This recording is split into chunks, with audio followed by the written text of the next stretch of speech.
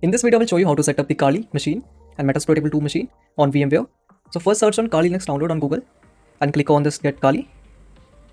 Alright, and then click on virtual machine and then download it for VMware. Okay, click here. So it will start downloading this Kali machine for VMware. And on another tab, just search for Metasploitable 2 download and click on this Metasploitable. Okay, and you can download this Metasploitable from here. So after downloading this Kali Linux and Metasploitable, let's see how we can set up the Kali machine and Metasploitable 2 on VMware. Then you have to extract these files, this Kali Linux file and the Metasploitable Linux file. Okay, after extracting it, just open this VMware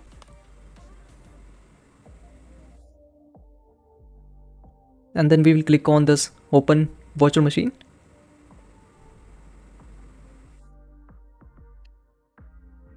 And then click on this folder. After that, just click on this. So then click on this play virtual machine.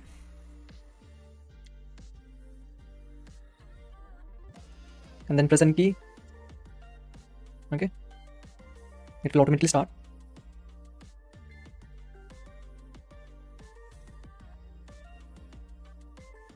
And for Kali Linux, the default credential is Kali and Kali. Username is Kali and the password is also Kali. Alright. So we'll type the username and password. Okay.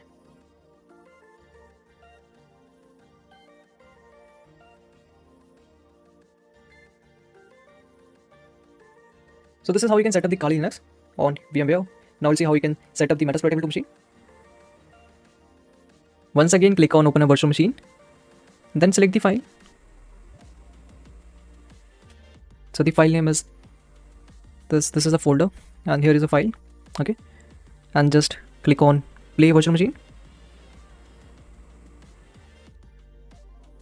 So starting up. So for this Metasploitable 2 machine, the username and password are msfadmin. Just type msfadmin for username and msfadmin for the password. So this is how you can set up the Kali Linux and Metasploitable 2 on VMware. That's all for this video. Hey everyone, welcome to this course on Wi-Fi hacking. In this course, we'll explore how Wi-Fi can be hacked using evil twin attacks. We hope you are interested in Wi-Fi hacking. However, please note that this course is intended only for educational purposes. If you intend to use this knowledge for other purposes, you will be only responsible for the consequences. Alright? Before start this course, there are a couple of things you will need. First, it is helpful if you know a bit about Linux commands, as we will be using them. Second, you will need a special adapter that can do something called monitor mode. Once you have that, you are all set to begin learning from this course, alright? In this video, we will learn about evil twin attack. In the evil twin attack, a hacker makes a fake Wi-Fi point that seems real. If you connect to this fake point, the hacker can see your online activity and take your private info. Hello everyone, in the previous video, we learned about evil twin attack. In this video, we will be demonstrating how it works, and afterwards, I will guide you through the steps to perform it.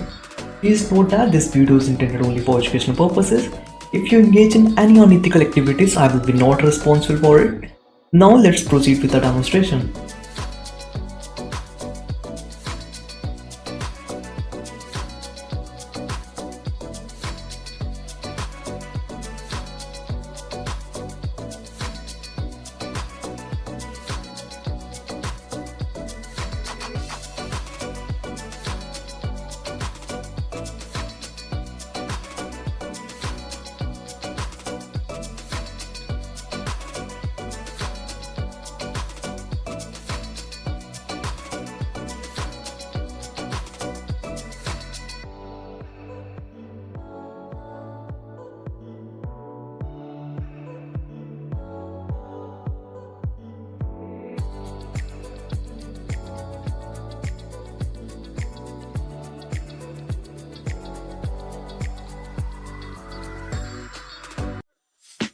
Hello everyone, in this video we'll see how we can perform this attack. First, install these two programs using apt install dnsmask, host apt. This command install two programs called dnsmask and host apt on your system. These programs are used to manage DNS and it's gonna create a Wi-Fi hotspot respectively. The second command we have is a 1ng checkkill. This command stops processes that might interfere with Wi-Fi monitoring and manipulation. So let's run this command. If you intend to perform this attack, you will need these three files. I will provide them as attachment along with the code, so there is no need to worry. Just open this file, the right one. Open this file and just copy the content of it. And you just have to paste in the default.cnf. It is there in the etc Apache 2 sites enable. And just copy and paste it below virtual host. Alright. After pasting it, just save this file. Alright. After saving it, you guys have to start Apache service. So start it using service Apache to start. And if you are getting any error, then you have to run this command a2en mode. Alright. After running this command, you will not get the error. So I've provided all the commands in that description, so you can just check the description of the course. So the first command, you have to install DNS mask and host apt. The second command, you have to kill the processes, and third command, you have to make some changes in that default.cnf. You have to add this text, you have to write these statements, you have to add in the default.cnf. The next thing is, if you are getting any error, you can run this command a2en mode, and then the start the service Apache to start. Alright. So then encounter any errors, execute the command e2en mode. Alright, and just hit enter. Then restart Apache 2. I will provide all the necessary command in the description, so there is no need to worry. Now let's proceed to take control of DNS and DSCP with DNS mask. Execute the command DNS mask -c root DNS mask.cnf. Alright, and the next thing, create your Wi-Fi hotspot by using the command host apt and root host apt.cnf-b. Now your B flag ensures that it runs silently in the background. Now we have created the hotspot. We have to assign an IP address to our hotspot. For that, how we can assign that? So if you want to assign the IP address, you have to run this command. I have configured WLAN 0.192.168.1.1/24. Now you have assigned the IP address to this Wi-Fi hotspot. Alright. After assigning the IP address, just go to this GitHub and just clone this tool and just type git clone and just paste the URL. After that, just go to that Roj Wi-Fi, ROUG Wi-Fi, and now we have all the files. Just delete this file using rf and just delete this file Wi-Fi.sh, because we just need HTML file. We just need the website. We don't need this file Wi-Fi.sh. We just remove it and copy all the content of it from here to www-html. So after copying all the content from here to that HTML, just hit enter and just gonna copy all the files to that www.html. Now you are done. Simply restart your Linux system and then continue with the next set of instructions.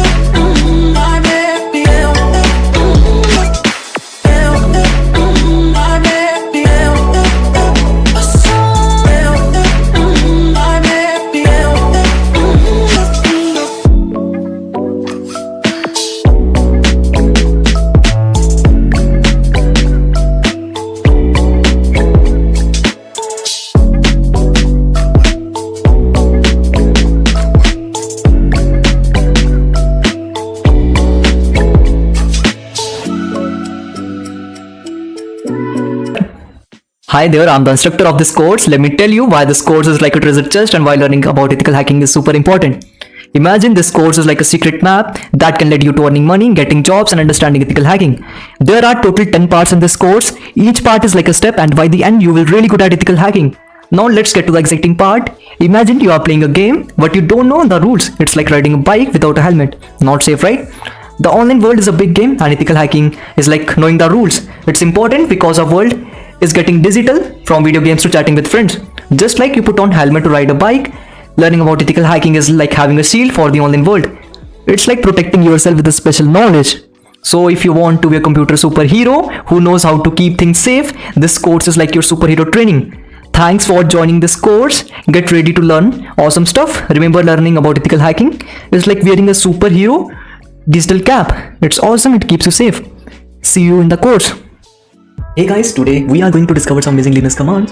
Don't worry if you're new to this, we'll make sure everything is super easy to understand. Let's get started. Just imagine your friend is a Linux and you want to communicate with Linux. So how can you do that, right?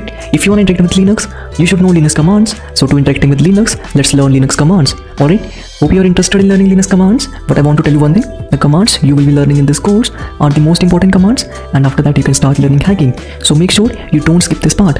Alright.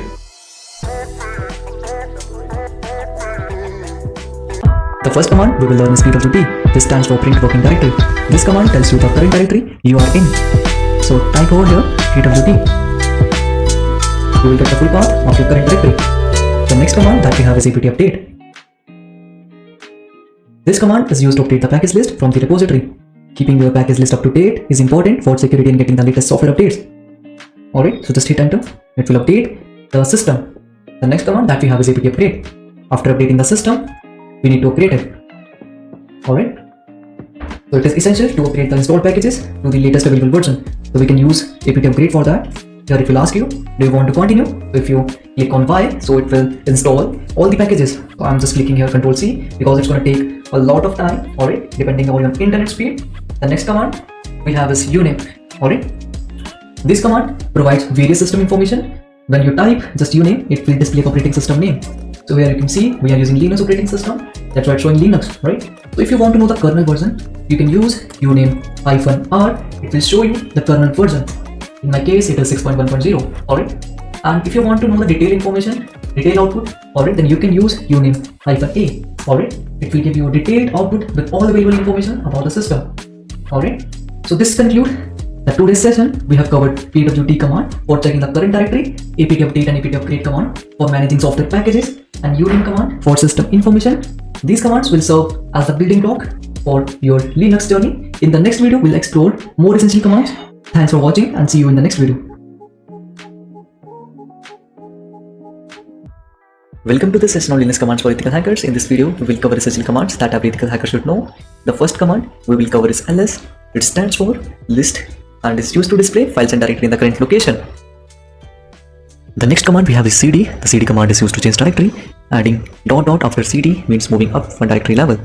Like if we want to list the files and folders, we'll use ls command, and if we want to go to advanced Google Docker directory, then we will use cd command. Alright, now we are inside advanced Google Docker. If we use the command pwd, it will show us where we are right now, right? So if we want to go to root directory, then how we can go there?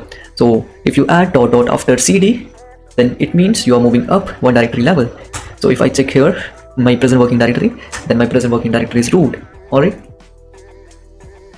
If you want to create a directory, then mkdir command creates a new directory with a specified name. Like if I want to create a directory with d1 name, then I will use mkdir d1. It will create one directory with name d1. Alright, so here I can see one directory named d1 is created. Alright. And if I want to delete this directory, then how can I delete this one? So rmpr command is used to remove an empty directory. Alright, so I have removed the empty directory from here. And the next command, how we can create empty file. For creating the empty file, we can use touch command. Touch command can create an empty file. Like if I want to create file.txt, file.txt is already existing. This one is the file.txt. So let's create another file like file1.txt. So I've created one file1.txt here. Alright, so if you want to create the empty file with a specific name, we'll use the touch command for that. The next command we have is rm command. Rm command is used to remove or delete a file. If you want to remove or delete a file, you can use rm command. Like if I want to remove file1.txt, then I will use rm and file1.txt. It will remove file1.txt. Alright. So let's see the another command we have is cp command. So how we can use cp command? For that, let's create two files. So I'm creating one file, but I'm creating two files. One is file1.txt. If you want to make another file, you can make it in this way also. That's file1.txt, file2.txt. It will make two files, like file1.txt and file2.txt. Let's check the content inside these two files. If you want to see the content inside these files, you can use cat command for that. So here in file1.txt there was nothing in that, right? If you want to write any content inside that, then you can use leave pad, and here let's write hello world. Alright, so let's save it, and just copy this file1.txt to file2.txt. So if we check the content of file2.txt, then it should also contain hello world. Yeah. The next command we have is mv command. Mv command is used to move or rename files. So if we use mv command, if we want, just check how many files and folders are there. If we want to rename file2.txt to file3.txt, then we can use mv command. It is used for moving file and renaming file. Alright, so hope you guys got what mv command can do. Alright, so this concludes our overview of essential Linux command for ethical hackers. Thanks for watching, and see you in the next video. Guys, today we are diving into a topic that is essential for your online security: browser hijacking. In this video, we'll break down what browser hijacking is and even show you a practical demonstration. Browser hijacking refers to a type of cyber attack or malicious activity where a person web browser settings are changed without their consent or knowledge. Imagine opening your browser and finding your home page and search engine changed to something else. That's browser hijacking.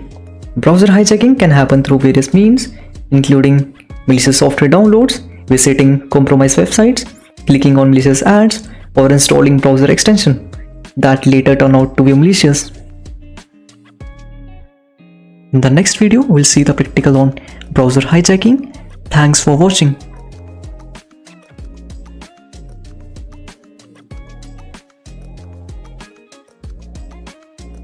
Now let's see how we can ethically hijack any browser. Of course, we'll perform this action on my host. Firstly, you should visit this GitHub page and install the Weave tool on your Linux system. Once again, I will demonstrate how to install it on your Linux system. Simply click on this icon and copy the command. Alright. After that, open your terminal and paste the command. Just write git clone and paste this URL. It was already existing, so it's showing me Weave already exists and it's not an empty directory. I will go to that directory, the Weave directory. Now I'm inside the Weave directory. Let's list the files and folder inside Weave directory. For that I will use ls command. Here I have to change one file, that is config.yml. So just I need to use leafpad and config.yml. In this file, firstly, the first thing you have to change your password. Just you can keep it anything. Alright. I just change this to 1123. Alright. So the next thing that you have to do is you have to install the ngrok. Alright. Just install the ngrok. I have already installed the ngrok. And if I go to my downloads, I can see here the ngrok is already installed. I just have to execute this. Alright. And I will use a CTP and 3000 port. Alright. And as it will start, I just have to copy this thing. Just copy it from here. After copy this URL, you have to paste it in this host, this public host, because if you are sending this URL to any person, that person should be able to open that, and once that person will open this URL, the person will be hacked. Okay, you can hack his browser. And after pasting it in this host, just keep this to true. Alright, and just save this file. After saving this file, just click on this cross button, and once again just go to the same terminal and run the Weave tool. Once it will start, you have to click on the UI panel option here. This is my IP address and the port 3000, and just open this link. Here the username is Weave, and the password that we know was 123. So just click on the login button. As you click on the login button, it will show you this page. And to begin with, you can point the browser towards a basic demo page here, or you want to use advanced version. So I will click on the advanced version. It's showing me this page, and here just remove this part, the IP and the port part, and just paste your ngrok link over here. This is my ngrok link, and just hit enter. Now this link I have to send to my target, and my target is a Windows device, alright, Windows operating systems. So as I will send to the Windows operating system, it will ask, do you want to visit this site? If I click on this button, visit site, it will open that page, and I will get this browser. I will get the IP address over here on this online browsers. So that browser, the Brave browser, is hijacked, so I can run any command. Like if I want to run the command, like if I want to do phishing attack, I will go to social engineering and I will choose the phishing, Google phishing, and when I click on this execute button, it will show the target, this phishing page. Once the target will enter his details and click on sign in, I can get all the details of the target. Alright, I will get all the details like username and the password. So using this way, you can perform this attack. Thanks for watching, and see you guys in the next video.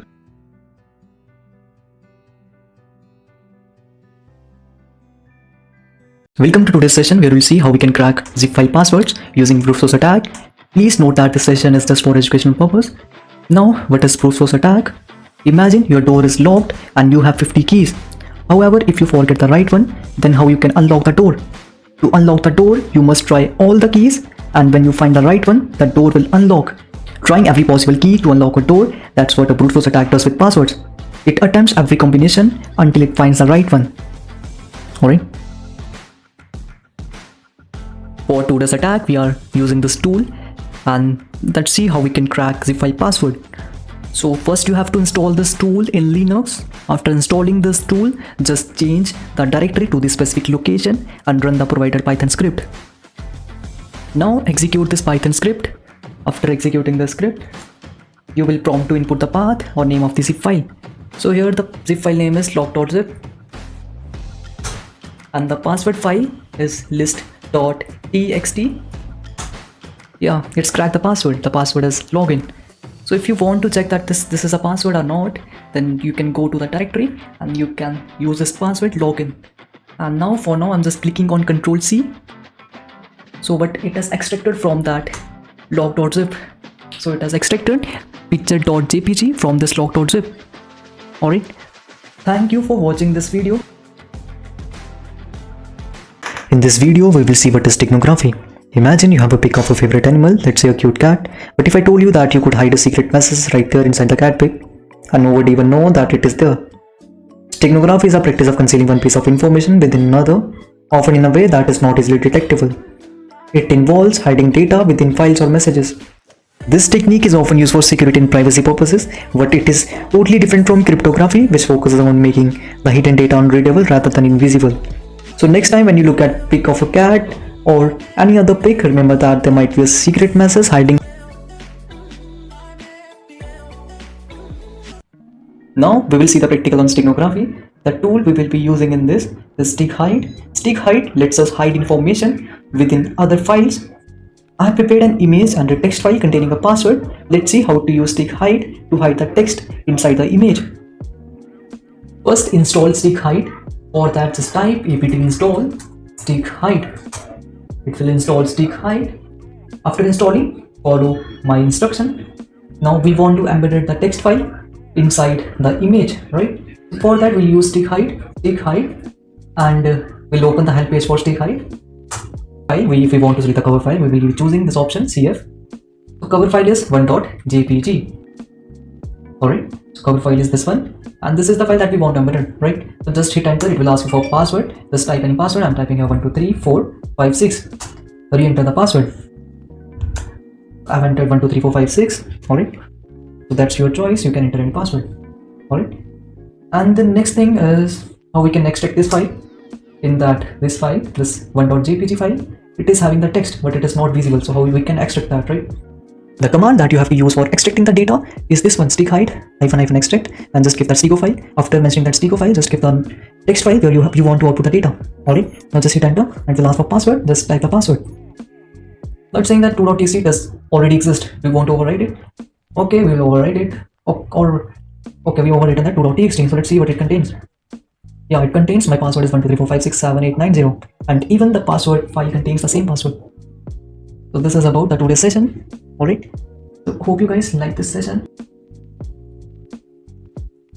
In today's session, we are going to explore Wi-Fi hacking. Don't worry if you're new to this, I will guide you through the steps in an easy to follow manner. Step 1. gathering information. The first step we need to do is gather information about the target network. Second step, checking connected devices. Now let's see how many devices are currently connected to the target machine. The third step, disconnecting a user. Now we'll use a tool called AirPlay NG to disconnect one user from the network. Next step, we have capturing the handshake. Once the user reconnect, we'll capture something called a handshake. Alright, and the last step we have is trying passwords. Now comes the fun part. Using AirCrack NG, we'll try various passwords from a list to crack the security. This is also known as wordless attack. Let's move on to the practical demonstration to see all of this in action. Remember, this is for educational purpose only. Alright.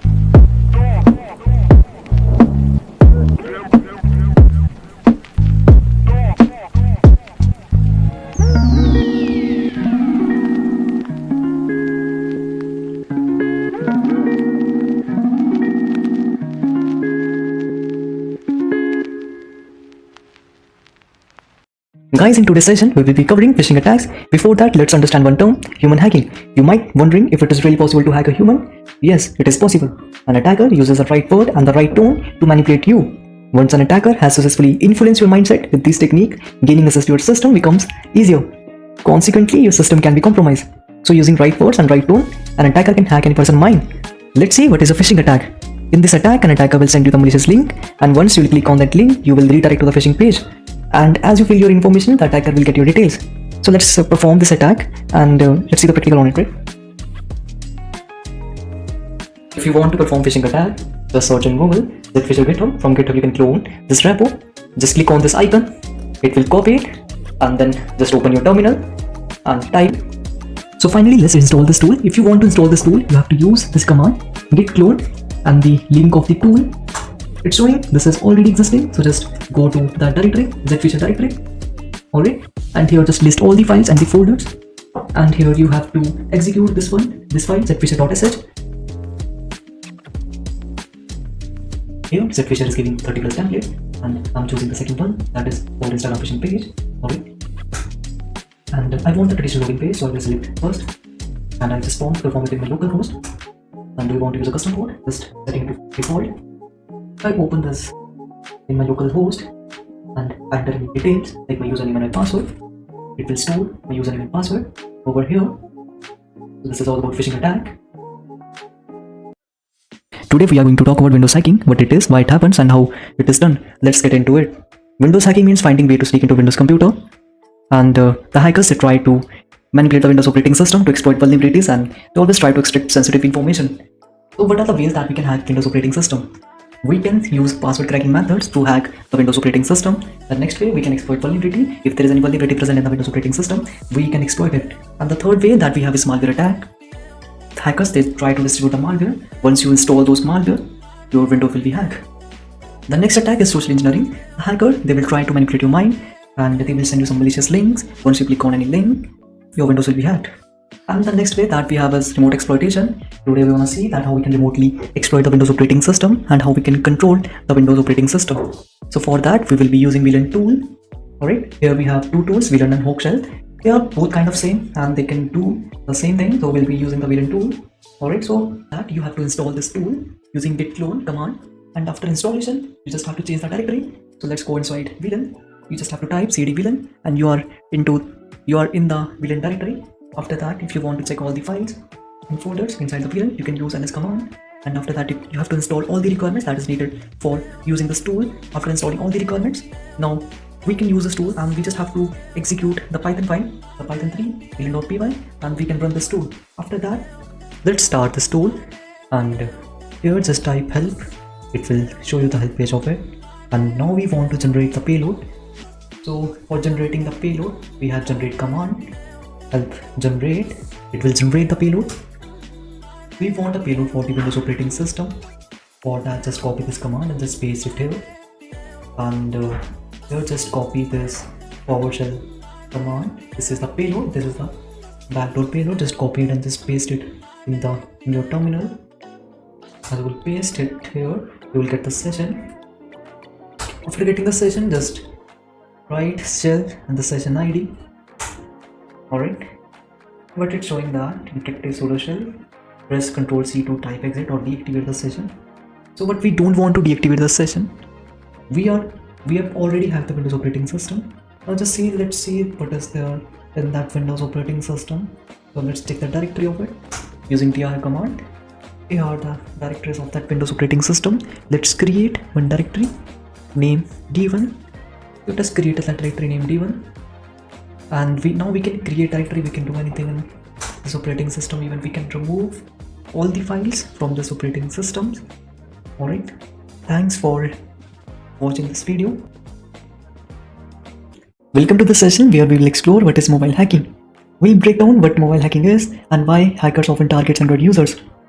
Mobile hacking is about finding ways to get into people's phone.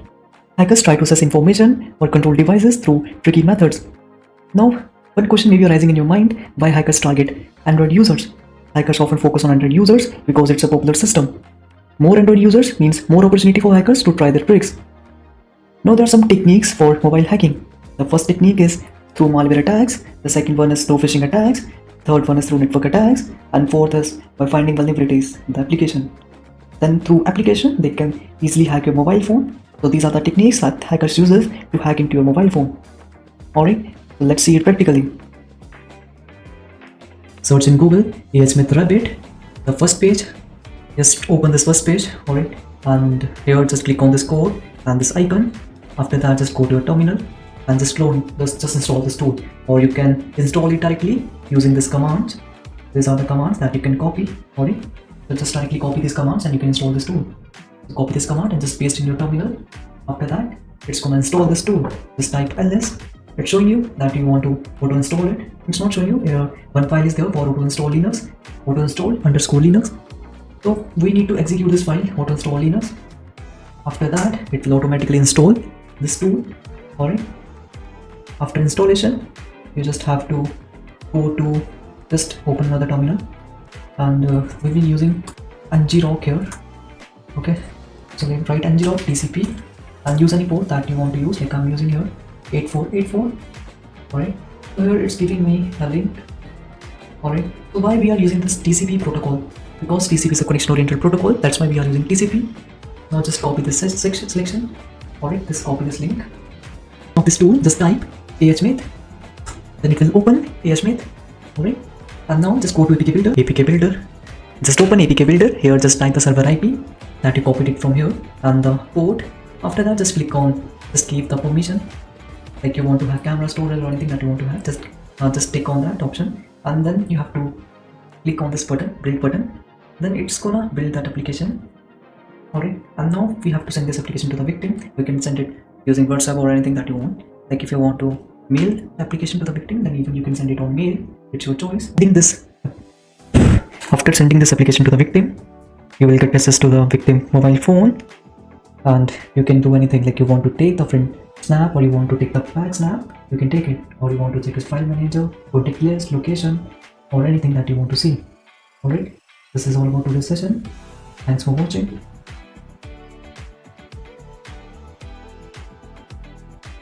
Today we will learn about tracking someone's location, so I hope you all are ready. We'll explore how to use Stormbreaker and AppDrone tools. Firstly, you should visit this GitHub page and install the Stormbreaker tool on your Linux system. After that, open your terminal. Now it's time to change the directory. For that, we'll use cd command. So we are already inside Stormbreaker. Alright, so here let us see like how many directories and files are there. So we want this file only, that for installing all the requirements. So just type bash install.sh. It will install all the requirements. There are some more requirements that we need to install. So we will use pip3 install our requirements.txt. Alright, pip3 install our requirement.txt. It will install all the requirements for this tool. Now we can use this tool. This is a Python. This is written in Python. So we need to use Python 3 and sc.py. Now it's gonna start the tool. We can access this using localhost and even using ngrok. So I don't want to perform it on localhost. That's why I'm not using this localhost in 2525. I will use ngrok for that, because I want the other person will be able to open my link. So for that I will use ngrok. First of all, I'll go to downloads because my ngrok is there in the downloads folder, and the ngrok is HTTP 2525 is the port. Alright, so here when the person firstly I will go here and will visit this site. After visiting, it will ask for username and password. The username is admin and the password is also admin. So this is a panel from where you can control. So we want the location tracking. For that you can copy this URL and just go to any browser. For now I'm using this Microsoft Edge, and this is my target, the Windows operating, and the target is using the Windows operating system. Once the target will click on continue and allow his location, we will get his all the details. We'll get where the target is living, we'll get his IP address and all the things. So here so many they have doubts, like can we track the location of a person using IP address? Yeah, we can track the person of a location using IP address. So here I will copy that IP address of the person, and then I will go to the tool. Here I will be using IPDrone tool, and even this person has written the tool in Python language. I will use the victim as 49.204.110.113. It's the victim's IP address. So as I enter it, it's gonna show me the victim's ISP who is providing the internet to the victim. Alright, so I'm getting all the things over here.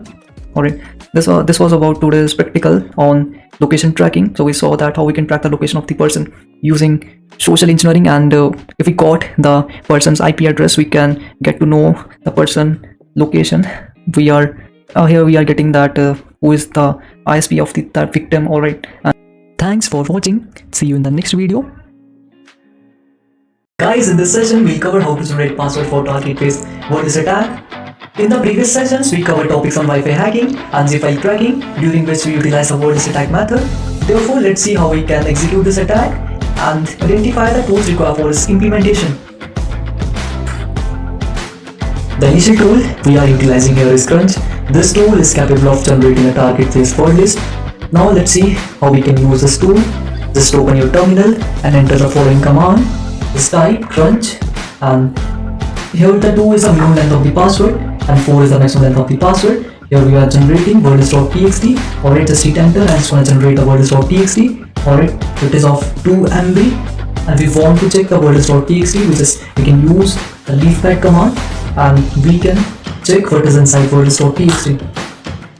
Alright, and then minimum length I'm taking 2 and the maximum length I'm taking 6, and you can write anything like target. If the target is using just number as a password, Then you can write here the numbers. Alright. My target is using 126 as number as password, so I'm just using 126 as number. Alright, so it's gonna generate, it's gonna make the word list using these 6 numbers, and once I hit enter, it will store all the passwords in the wordlist.txt. If I want to see that wordlist.txt, for that I can use cat command, or if I want to check it in leafpad, I can use leafpad. Alright, leafpad wordlist.txt, I can check like it has generated the passwords from 1 to 6. It's using the digits, it's using the number 1 to 6. Alright, thanks for watching this video. Hope you guys can create a word list. Alright. Hello guys, in this video I will show you how to download Metasploitable 2. I will provide you with the download link in the course, so no need to worry. Once you have downloaded it, extract the files and double click on the file to start Metasploitable. So when you download it, after that you have to click on this file. Alright.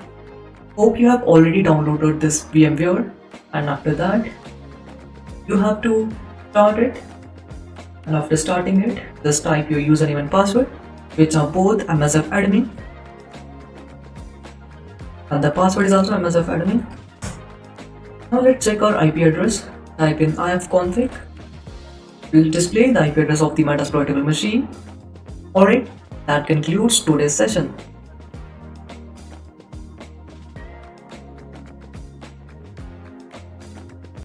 Hey guys, today I will show you how to obtain the target IP address. I will demonstrate 3 different methods to achieve this. The first method, we can use VRP scan -L. It's gonna show you all the IP address that are connected to the same network. Alright. And the second way, you can use net discover. Even it's gonna show you the IP address that is connected to the same network. Alright. And the target IP address is 192.168.174.128 because we wanted the IP address of the Metasploitable machine. We want to see the Metasploitable machine IP address. We'll go to Metasploitable machine and we will see using config. So it's showing us the IP address of the Metasploitable machine, and it is 192.168.174.128. So these two machines are in the same network, right? And the third way is to use nmap, and using nmap you can get the IP address of the target machine. Alright, so use nmap 192.168.174.0/24. Now people, they ask me like, why 24? 24 means like 24 bits for network and 8 bits for the host. Alright, I'm just gonna scan these IP addresses, and then we will be getting the target IP. The target IP is 192.168.174.128, right? Hello everyone, in this video we'll learn how to read the panel information of the remote service or server. To do this, simply open this website and type in any text. Alright, then it's gonna reveal the web server name and its version. Alright, and after getting the name and its version, you can search for vulnerabilities in the server and potentially explore way to exploit it, right?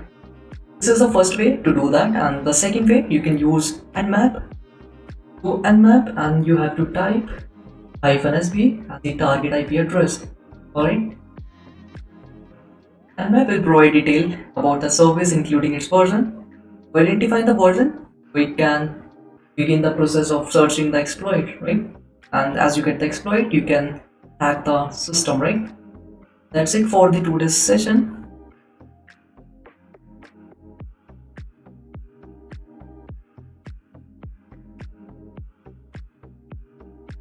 Hey guys, in this video we'll explore what a port number is. A port number is like a door number in a big building. Imagine a building with many rooms and each room has a unique door number. Port number works similarly on a computer or a network. They help different programs or services on the computer find and communicate with each other. Each program or service uses a specific port number to send and receive data. Just like rooms in a building use door number to identify themselves. Port numbers help ensure that data reaches the right person or service on a computer, allowing them to work together effectively.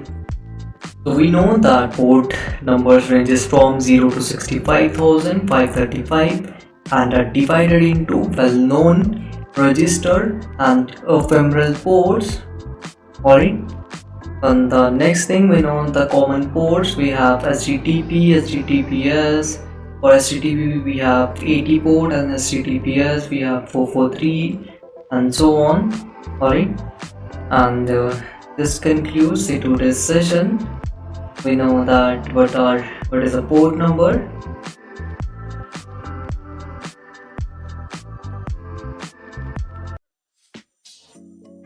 Hey everyone, in this video we'll explore what FTP is. FTP stands for File Transfer Protocol. It is a set of rules and methods that allow you to send and receive files between your computer and another computer on the internet. FTP operates on two different ports, port 21 and port 20. Port 21 is designated as the control port, whereas port 20 serves as the data port. Imagine you want to send a file to your friend. Initially, your computer will try to establish a connection with another computer using port 21. Once the connection is established, it will then utilize port 20, the data port, to transfer the file to the other computer. Right? So, in conclusion, mastering FTP is an essential skill for anyone who wants to transfer files over the internet. That concludes our today's session.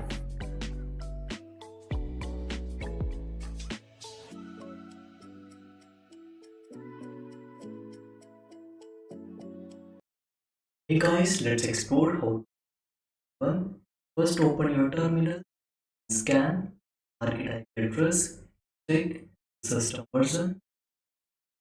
I already scanned the target IP address. The port 21 is open. Service that is running port FTP. The version is FTP. The next thing that you have to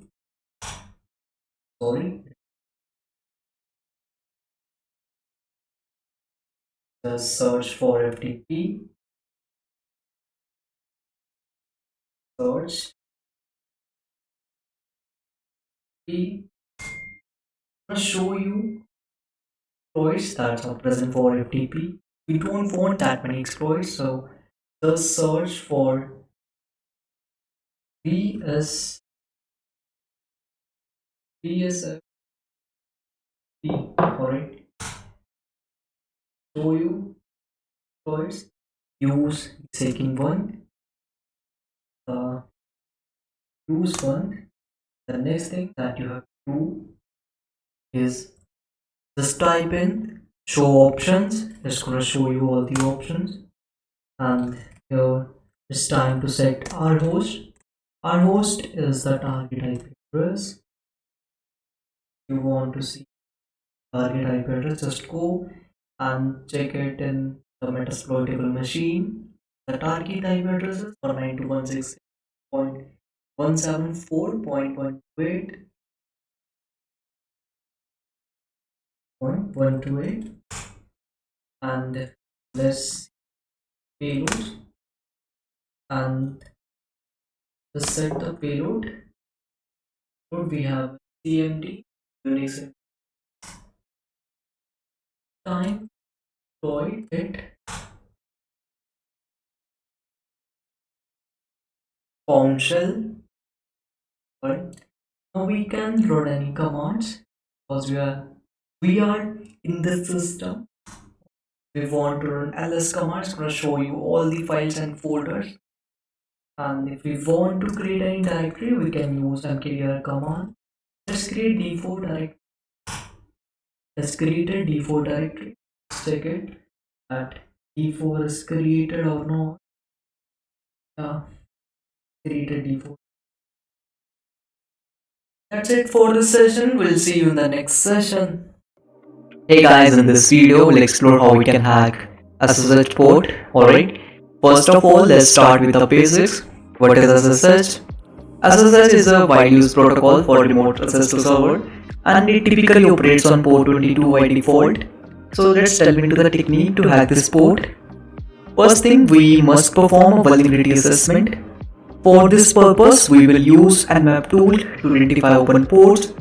Once open ports are identified, we can employ parallel grabbing to gather information about the service running on those ports. Right? So after completing the information gathering phase, we can explore methods to exploit vulnerabilities. Let's discuss a way to hack SSH. First thing we can perform is we can do brute force attack. It's a common attack, right? The goal is to guess the correct username and password. For this purpose, we can use Hydra and Medusa tool. And the next thing, we can exploit vulnerabilities. As I mentioned earlier, we can utilize Metasploit to search for exploits and potentially gain unauthorized access to the server. So in conclusion, it's important to note that breaking into SSS is not an easy task. However, with the right tools and knowledge, it's possible. But always remember to use this knowledge ethically, alright? So guys, let's see how we can hack 422. For that, first of all, you have to scan this IP address, your Metasploitable IP address, right? And check for this 422, is it open or not, and what the service is running on this port. After scanning it, alright, you have to start Metasploitable framework. Alright, the start Metasploit framework. Sorry, it's not Metasploitable framework, it's Metasploit framework, and start it. Now the next thing, you have to search for SSH login, because you're going to perform brute force attack. Now use the 0 auxiliary scanner SSH login. Now let's for the option. It's time to set the R host, the target host. In my case, it is 192.168.174.128.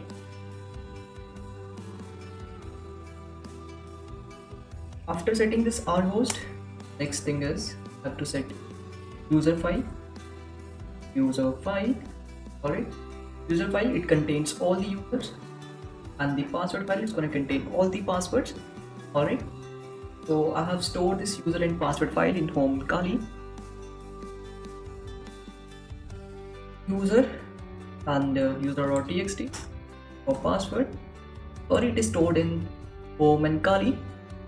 Home Kali and user.txt. The next thing is we have to set the password file, pass file, home Kali, pass.txt. After setting those two files, we have to set verbose is true. Alright, because it's gonna print all the attempts, that's why we are setting this verbose. And even we have to set stop on successes too. Just copy it and this, and even you have to set this to 2. Now the next thing, you have to exploit it. After exploiting it, it's gonna start the brute force attack. After performing brute force attack, it's gonna show the credentials, and after getting the credential, you can store the sessions. So here it has created one session ID is 1, alright, and then you can upgrade the session 1. So here it's showing that session 2 is not valid, and we go to our session. Now we will interact with the session, and we are inside. We want to take the directory and files. Will you that? So it's going to show us all the files and folders that are present in the Metasploitable machine. Now the next thing we can do is we can create directories. Want to create D1? I can create mkdir command. So that it has created D1, and if I want to directory, I can use rmdir, and it's going to remove directory D1. That's it for this session. We'll see you in the next session. Hey guys, in this video, we'll explore the vulnerabilities associated with our Tailnet port 23. Alright, first let's start with the basics. What is Tailnet? Tailnet is a network protocol that allows one computer to communicate with another computer over a network. It enables users to log in into remote computers or devices and operate them as they were directly connected. Tailnet was widely used for remote access, but it is important to note that it is less secure than SSH because it does not encrypt the data being transmitted. Now let's discuss the methods to potentially compromise port 23. We can attempt several types of attacks, including brute force attack, buffer overflow attacks, and command injection attack. Furthermore, if we identify an open Tailnet port during system scanning, we can explore potential exploits to gain unauthorized access. Now let's consider how to mitigate tailnet vulnerabilities. To enhance security, it is advisable to use protocols like SSH or HTTPS, as these encrypts the data transmitted over the network, making it more difficult for unauthorized parties to intercept or manipulate. In the conclusion, Tailnet port 23 has numerous vulnerabilities, but it is still in use. However, by adopting more secure alternatives like SSH or HTTPS, we can significantly reduce the risk of unauthorized access and protect our network and data.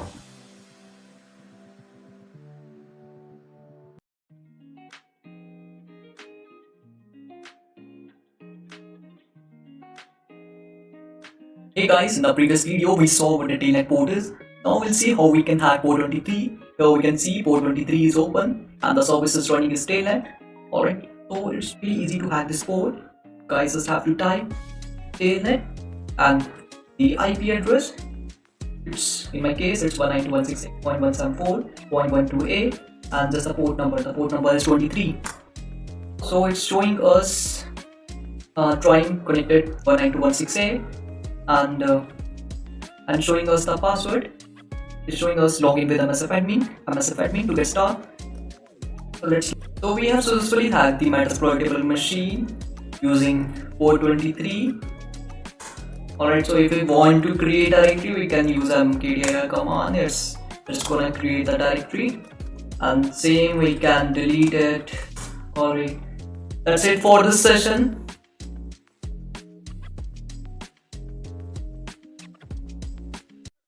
Hey everyone, in this video we'll explore SMTP port 25 from an ethical hacking perspective. First, it is important to understand that SMTP is used for sending emails to individuals and it typically operates on port 25. It employs a straightforward text-based protocol for communication. So how we can explore its vulnerability, right? On this port, we can perform enumeration and user verification. In this video, we have taken a responsible and ethical approach to examine SMTP port 25 from a security perspective. That concludes the session. In the previous video, we saw what SMTP is. Now we'll explore how we can enumerate users on port 25. I'd like to clarify, we cannot hack port 25, but we can gather information about the users on that port. Let's see how we can do that. So first of all, you have to use Nmap and you have to scan for this IP address. Now here we can see the port 25 is open and the service that is running on this port is SMTP. Alright, so let's start a Metasploit framework and just search for, and we have to search for SMTP enum, alright, because we want to enumerate users. So here just use this this exploit we're going to use. Let's see the options in this exploit. So here we have to set our host. So let's set our host. Our host is 192.168.174.128. Alright. After setting the our host, just exploit it. Alright. So here it's gonna show us the information about the Metasploitable machine. Alright. And then it's gonna show us the users. Alright. So in another terminal, just open another terminal and use netcat or ANSI. Alright. And 192.168.174.128 and just type the port number is 25. Alright, so here if we want to verify the users, it's still enumerating the users. Alright, it will take some time. Let's try some users over here. Alright, like the users we have backup, bin. Alright, these are all the users we got. And let's try one user over here. So just go to netcat and just type verify and I want to verify MySQL. Yeah, it's showing us MySQL is a valid user. Let's try another user. So let's try Twinkle. It's not verifying it, right? So in this way you can do this. That concludes the session.